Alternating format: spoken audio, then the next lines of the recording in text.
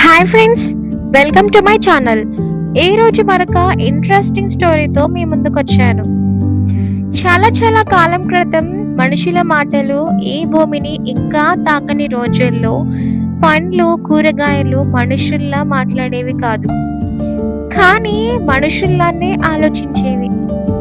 అలాంటి కాలంలో ఒక విశాలమైన అడవి ఉండేది. ఆ అడవి పేరు సమతావనం.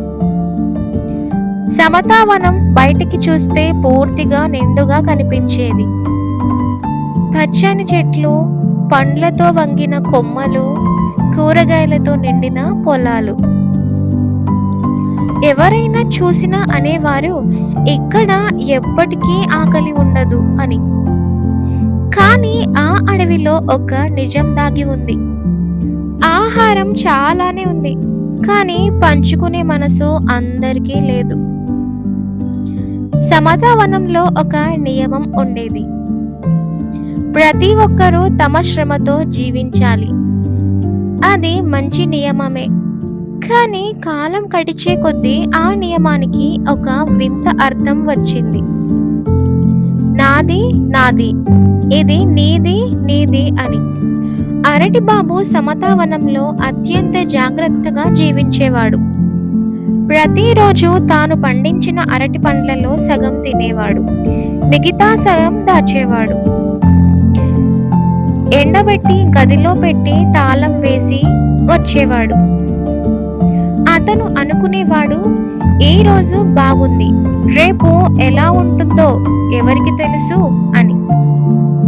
అరటి బాబుకి ఆకలి లేదు, కానీ భయం మాత్రం రోజు రోజుకి పెరిగిపోతుంది. క్యారెట్ అక్క అరటి బాబు ఇంటి పక్కనే ఉండేది. ఆమె జీవితంలో ఎక్కువ లేదు, కానీ సరిపడా ఉంది. ఆమె తినేది ఈరోజు పండించినది, ఎక్కువ దాచుకోలేదు, ఇంకా ఎక్కువ కూడా ఆశించదు. ఆమె మాట ఒక్కటే, ఈ రోజు దొరికింది, ఈ రోజుకి చాలు అని. చుట్టుపక్కల వాళ్ళు ఆమెని అమాయకురాలు అనుకున్నారు. యాపిల్ అన్న సమతావనంలో బాగా పేరు ఉన్నవాడు.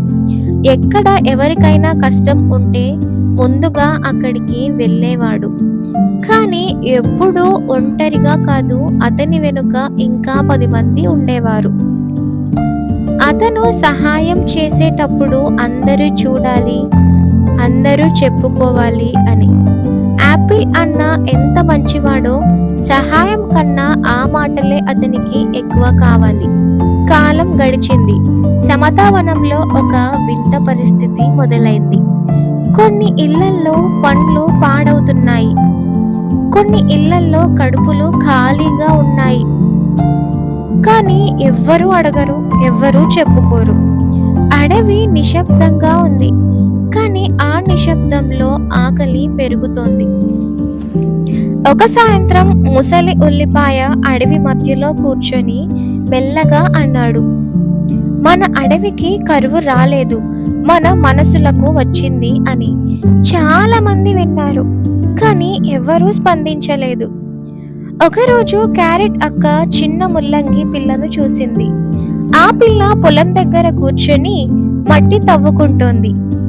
క్యారెట్ అక్క అడిగింది, ఆకలిగా ఉందా అని. పిల్ల తల ఊపింది. ఆమె తన దగ్గర ఉన్న కొద్దిపాటి ఆహారం ఆ పిల్లకు ఇచ్చింది. అది చూసిన అరటి బాబు లోపలే అనుకున్నాడు, ఇలా ఇస్తే రేపు ఆమెకి ఏముంటుంది అని. కానీ ఆ ప్రశ్న తనకే వేసుకోలేదు. కొన్ని సంవత్సరాల తర్వాత వర్షాలు ఆగిపోయాయి. సమతావనం వర్షాల కోసం ఎదురు చూసింది, కానీ ఆకాశం మూసుకుపోయింది. వర్షాలు ఆగిపోయాయి. మొదట ఎవ్వరూ పట్టించుకోలేదు. ఒక నెలే కదా, 2వ నెల కల్లా వస్తాయి అని అనుకున్నారు. కానీ నెలలు గడిచాయి, నీరు తగ్గింది, పంటలు ఎండిపోవడం మొదలైంది. ఇప్పుడు అరటి బాబు గది తలుపు రోజుకు 2 సార్లు తెరుస్తున్నాడు. తాను దాచుకున్నవి ఎంత ఉన్నాయో లెక్క పెడుతున్నాడు. ఆహారం ఉంది, కానీ భయం పెరుగుతోంది. యాపిల్ అన్న ఇప్పుడు సహాయం చెయ్యలేకపోతున్నాడు. ఎందుకంటే సహాయం చేయడానికి చూసే వాళ్ళే లేరు. ఒక రాత్రి సమతావనంలో పెద్ద శబ్దం. సామూహిక నిల్వ గది తలుపులు తెరుచుకున్నాయి. లోపల ఉన్నది చివరి నిల్వ. అది ఎవరి కోసం, ఎవరి అవసరం ఎక్కువ అని. అడవి మొత్తం ప్రశ్నతో నిండిపోయింది. అడవి మొత్తం ఒక ప్రశ్నతో నిశ్శబ్దమైంది. ఇప్పుడు పంచుకోవాలా లేదా దాచుకోవాలా అని. ఆ రాత్రి సమతావనంలో గాలి కూడా కదలలేదు. సామూహిక నిల్వ గది తలుపులు తెరిచిన శబ్దం ఇంకా చెవుల్లో మోగుతూనే ఉంది. ఎవరు తెరిచారు, ఎందుకు తెరిచారు అని ఎవ్వరు కూడా అడగలేదు. ఎందుకంటే ప్రతి ఒక్కరి మనసులో ఒకే భయం ఉంది. అది అయిపోతే రేపు ఏమవుతుంది అని. ఉదయం నిజం బయటపడింది. ఉదయం వెలుగు రాగానే అందరూ నిల్వ గది దగ్గర చేరారు. లోపల చూసి అందరూ కళ్ళు విప్పుకుపోయాయి. ఏమీ పోనీలేదు, ఏమీ తీసుకోలేదు. కానీ నిల్వ మధ్యలో ఒక చిన్న బుట్ట ఉంది. ఆ బుట్టలో కొన్ని పండ్లు, కొన్ని కూరగాయలు. అవి ఎవరి ఇంటి నుంచో వచ్చినవి. అందరూ ఒకరినొకరు చూశారు. అప్పుడే ముసలి ఉల్లిపాయ ముందుకు వచ్చాడు. మెల్లగా అన్నాడు, ఎవరు దొంగతనం చేయలేదు, కానీ ఎవరో మొదటిసారి దానం చేశారు అని. అందరి చూపు క్యారెట్ అక్క మీద పడింది. ఆమె నిశ్శబ్దంగా నిలబడి చివరికి చెప్పింది, నాకు ఎక్కువ లేదు, కానీ నాకు ఉన్నదంతా నాది మాత్రమే కాదు. అరటి బాబు తల వంచాడు. యాపిల్ అన్న మొదటిసారి ఏమీ మాట్లాడలేదు. అప్పుడే నిజమైన సమస్య బయటపడింది. ఆ రోజు ముసలి ఉల్లిపాయ అడవి మధ్యలో అందరినీ కూర్చోబెట్టాడు. అతను అడిగాడు, మన అడవిలో ఎవరైనా ఆకలితో చనిపోయారా అని. అందరూ లేదు అన్నారు. అయితే ఎందుకు భయపడుతున్నారు అని అడిగాడు. నిశ్శబ్దంగా మారిపోయింది. అప్పుడే చిన్న ముల్లంగి పిల్ల మెల్లగా అంది, ఆహారం లేనందుకు కాదు, ఒంటరిగా మిగిలిపోతామనే భయం అని. ఆ మాట అడవిని కంపించింది. ఆ రాత్రి అరటి బాబు తన గదిలో ఒంటరిగా కూర్చున్నాడు. దాచిన బుట్టలు చూసి అనుకున్నాడు, నేను అన్నీ దాచుకున్నాను, కానీ ఎవరు నాకు దగ్గరగా లేరు. మరుసటి రోజు అతను తన తాళం తీసి తలుపులు తెరిచాడు. అన్ని సామూహిక నిల్వకి తీసుకెళ్లాడు. అతను చెప్పిన మాట, ఇవి పాడవ్వడం కన్నా పంచబడితే బాగుంటుంది అని. అది అడవిలో పెద్ద మార్పుని తెచ్చింది. యాపిల్ అన్న ఇప్పటి వరకు ఎప్పుడు చూసే వాళ్ళ కోసం బతికాడు, కానీ ఇప్పుడు ఎవరూ చూడలేదు. అతను చిన్న పిల్లలతో కూర్చొని వాళ్ళతో కలిసి తిన్నాడు.